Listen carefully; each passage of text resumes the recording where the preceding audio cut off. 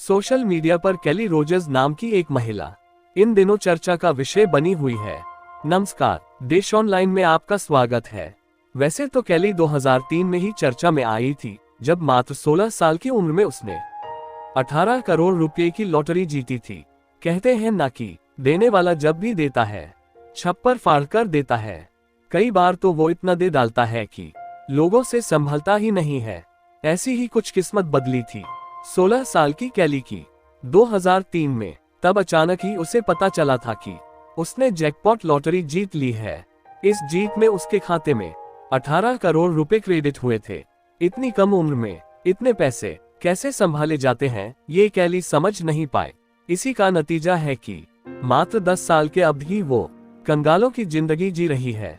2003 में जब केली ने लॉटरी जीती थी, तब रातों रात उसकी जिंदगी बदल गई थी। लेकिन उसे समझ ही नहीं आया कि इतने पैसों का वो क्या करेगी। इसका नतीजा हुआ कि उसने ही किसी तरह का इन्वेस्टमेंट किया। आज लॉटरी जीतने के मात्र 10 साल के बाद केली कंगालों की जिंदगी जी रही है। उसके सिर पर काफी उधार हो चुका है और वो कर्जे से डूबी हुई है। आखिर इस लड़की ने इतने सारे पैसों का क्या किया, ये बड़ा सवाल है। मनहूस साबित हुई लॉटरी। केली ने पैसों की अहमियत नहीं समझी। उसने सारे पैसे पार्टियों में उड़ा दिए।